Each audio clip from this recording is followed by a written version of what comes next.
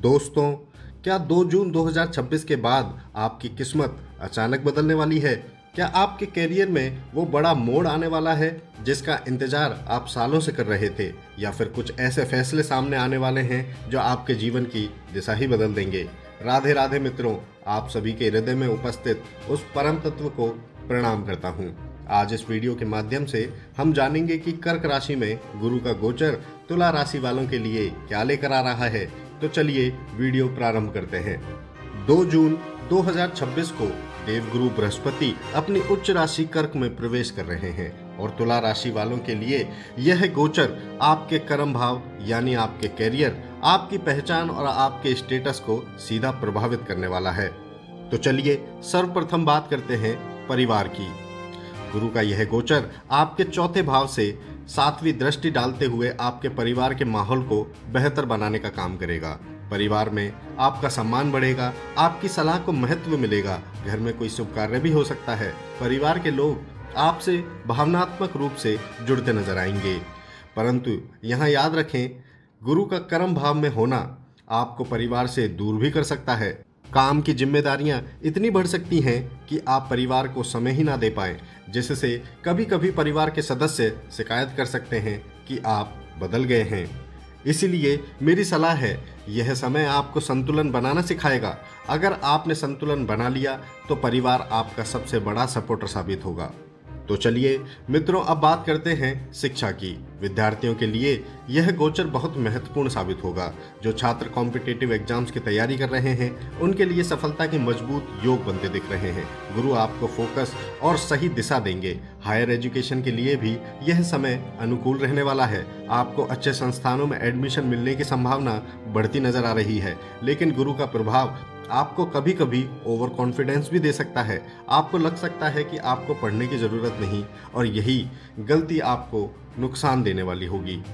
सलाह है कि अगर आपने डिसिप्लिन बनाए रखा तो बड़ी सफलता भविष्य में आपका इंतजार कर रही है।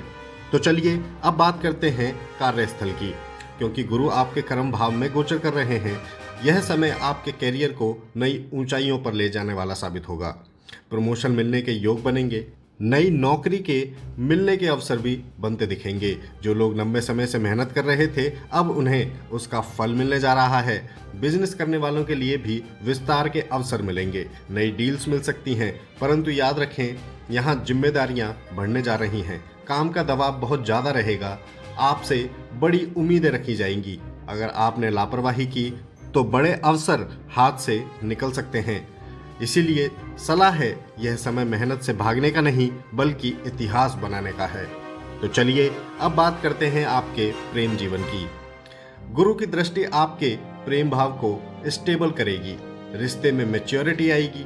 जो लोग सिंगल हैं, उनके जीवन में कोई खास व्यक्ति भी आ सकता है, लेकिन काम में व्यस्तता के कारण आप अपने पार्टनर को समय कम दे पाएंगे, जिससे गलतफहमियां उत्पन्न हो सकती हैं। याद रखिए, रिश्ते अटेंशन मांगते हैं। अगर आपने समय दिया तो रिश्ता भी मजबूत रहेगा। चलिए मित्रों, अब बात करते हैं विवाह की।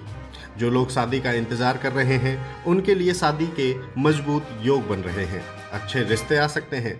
मैरिड लोगों के जीवन में स्थिरता आएगी, लेकिन ईगो क्लैशेज हो सकते हैं। आपको लग सकता है कि आप सही हैं और पार्टनर गलत है। यह समय ईगो छोड़कर रिश्तों को समझने का है। चलिए अब बात करते हैं धन व खर्चों की। गुरु का गोचर आपकी इनकम बढ़ाने में मददगार साबित होगा। नई इनकम के स्रोत बनते दिख रहे हैं। आर्थिक स्थिरता भी इस गोचर के दौरान आपको मिलने जा रही है, लेकिन आपके साथ साथ खर्चे भी बढ़ते नजर आ रहे हैं। आप स्टेटस मेंटेन करने के लिए ज़्यादा खर्चा कर सकते हैं। गलत इन्वेस्टमेंट भी आपको इस गोचर के दौरान नुकसान दे सकती है। इसीलिए सलाह है कि किसी भी प्रकार के इन्वेस्टमेंट करने से पहले किसी समझदार से सलाह मशवरा अवश्य कर लें। तो चलिए दोस्तों, अब बात करते हैं आपके स्वास्थ्य की।